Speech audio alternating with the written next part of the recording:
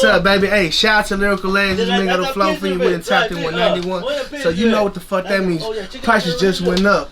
Hey, it's going down. Austin, Texas, no sign this bitch. Shout out 91. I appreciate the love. Appreciate everybody rocking with Mingo Tha Flowfiend and Cash Bandit. Let's get it. All you gotta do is just ask. Remember he was inside that thing? Whoa! Yeah.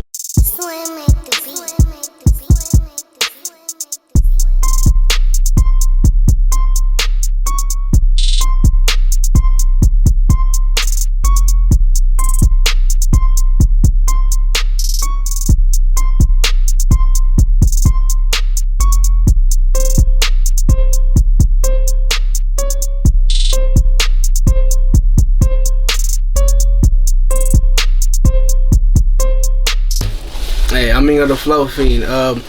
I was born in Temple, Texas, raised in Rockdale all the way till my 6th grade year. Moved up to Austin, been here since. Started this music shit when I was real young. I liked fucking with music. Used to freestyle and shit when I was 15 and 16 with my cousin. And that was back when my name was Young D, because my middle name starts with a D. And so I went by Young D, and then kind of fell off, quit fucking with the music really, and my cousin KG, Free KG, he was doing music. I was like 2016.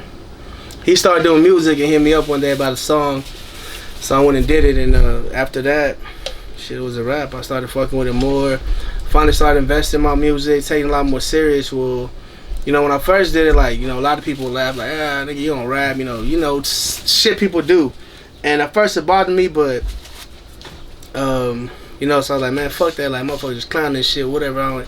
I wasn't too worried about it, because we were just freestyling shit in the closet, like, you know, at that age, you don't really feel like, you know, you gonna make shit happen. Like, you see all these motherfuckers on stage with chains and shit, and you just rapping out of a little patio. It was like a little storage he had by his patio. And we thought it was live. We put a hole in the ceiling. We hung the microphone upside down. That shit looked legit, bro. We had a black light in there, a pool table in the middle, nigga, weed hose, everything. That bitch was live. Why everybody think that's live, hanging the mic upside down? I have no, I thought it was live too. At that time, bro, I swear that shit was so loud. He showed me, hey, cuz, look what I did to the studio. I said, let me see, bro. Yeah, it's live. So, you know, we fucked around for a while, and then we got a little older, and we just kind of fell off, you know, when, you know, life gets hold of you, you go separate ways. Now my cousin KG, he started working with me at these apartments, because I was doing apartment maintenance, and he had booked a session. Wait, and this was in Austin? Yeah, this was in Austin, so 2016. You said you were born in Temple, I didn't know that. Yeah, I was born in Temple, but I was only born at the hospital. Right, I lived in Rockdale, yeah. So they took me to Temple so my mom could deliver me, and, you know, went back to Rockdale. Right, okay. So how old were you when you came to Austin? Let's see, I was in 6th grade, so I was about 12. Okay. I'm gonna say 12. Why'd y'all come to Austin? To be honest, I don't know. I never asked my mom. But yeah, we came to Austin, and at first, you know, you come down, you go to a new city from the country, it's like a whole lot of controversy, so we came down here, and it was like, these motherfuckers in Austin were kind of rough on me, I ain't gonna lie. They calling me shrimp and talking shit, bro. I had gotten a lot of fights. Where'd you go to school at? I went to, so I had to be younger than 12. I had to be like 11, because I went to Hart Elementary. And then from Hart Elementary, I went to, man, I don't remember what school was it. So like my middle school year, we bounced around.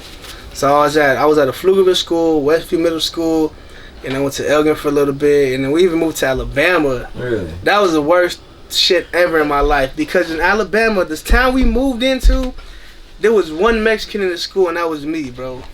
That was the worst shit ever. The black people didn't like me, the white people didn't like me. I was like, man, I told my man, I hate it down here, like, let's go back. But we stayed down there for a little bit, and then we ended up coming back. But yeah, I never moved to Alabama again, I know that. Yeah. And then high school came around, and I went to Anderson. Got kicked out of Anderson, went to McNeil. What you kicked out of Anderson for? Nah, I just never went to school. Oh, okay, truancy. Everybody went to high school. I went to school high. Then I went to McNeil, and then they put me in some little program. And then after I was in a little program, and then got into some trouble. So then I had to get a job to pay probation and shit. And I took like a week off. And that program kicked me out, and I just never went back to school. Okay. But I ain't a stupid motherfucker. I'm really smart, and I went and got me a trade. I went to a trade school, and I got my HVAC license and shit. So I'm really smart. I got in that situation and got kicked out of school. But yeah, and then after school, I got a job. That time I was working at Sonic. So I was mad I got kicked out of school for working at Sonic. That shit really pissed me off because, I mean, fuck, it's Sonic. I threw like a whole diploma away to work at Sonic. You know what I'm saying? Like, that shit sounds stupid. But like I said, I got out of school, went to get a trade. So I started working apartments. And then that's when I leaned back up with my cousin KG, Free KG. And he was doing the song, the Switching Lane. That's How old Switching was you Lanes. this time? Shit, I was like 20. Let's see, how old am I now? Okay, so in 2016, so this is what, 4 or 5 years ago. So I was like 23, 24. So at this point, were you serious about your music? This time, okay, so at that time when he hit me, I was like, nah, like, bitch, I don't even rap. Like, man, fuck all that. But I was like, fuck it, I'll show up. And then I showed up, and I had a verse written, so I did the verse. And when I came out, he was just laughing. I was like, bitch, like, I got mad, like, bitch, fuck you laughing. And he was like, boy, why you like gotta take a shit? And that shit pissed me off. So I was like, bitch, I ain't been in the studio in a long time. I was nervous. I ain't gonna lie. So then I went ahead and booked me another session and came back, and I spit that whole good. So people like that song. So that shit, like, the feeling was live. I've never been in a real professional studio. And this was Spit Shine with my nigga Corey. So that shit was live. So I went ahead and booked the session and went ahead and did another song, and people liked that hoe. And at this time, it was only on like SoundCloud. So then I did that, and then I did the All or Nothing song, the Bands in the Duffel. That's what a lot of people call it. So then I did that one, and then that shit showed me like, damn, people really like the shit I write. So then people started reaching out, people with shows and shit. So I was like, fuck it. I said, hey, let's do these shows, cuz. And nah, I don't do shows. Like, nah, bitch, like, you gonna pull me to the studio, ho, you finna hit a show with me. So tell me that experience, because that's one thing I want to talk about. Austin is like, it's either you either love pay-to-play shows or you hate pay-to-play shows. So, all right. At that time, I was just happy motherfuckers were reaching out for me to get on shows. So I think the first show I hopped on was with Prince Nolfi at Spinners. And it was with my homeboy Manic. And that was my first show. Wait, was that my first show? No. I'm lying. My first show was with Todd Ingle. He had did it down at damn, what was that place called? It's about like Gordo's Donuts or some shit, somewhere downtown. But he did Lucky Lounge.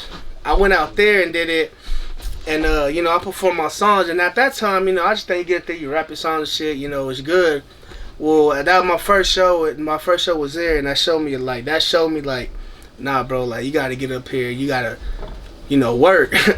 And that was when I met DJ Lady J Rock from Dallas, and she fucked with my Sauce Drippin' song, and she gave me advice, her and Spaceship. And I'll never forget what the advice they gave me and shit. So then I took that and ran with it, and I started practicing for real. Then my second show was with Prince Nolfi. And then after that, like, people started hitting me up for real. So then I started making more music. And yeah, everything was going good for a whole minute. Like, shit, I mean, like, everything was going really good. And then I got into a certain situation and kind of fucked it off. So I stepped back from the music, to handle, the life situations, and then I just hopped back in this whole, like, last year? About 6 months ago. 6 months ago, reached back out to my cousin, he threw some ideas at me, I threw some at him, and then that's where the fucking Cash Bandit came into place. Right, so I wanted to ask about Cash Bandit. Yeah. So what is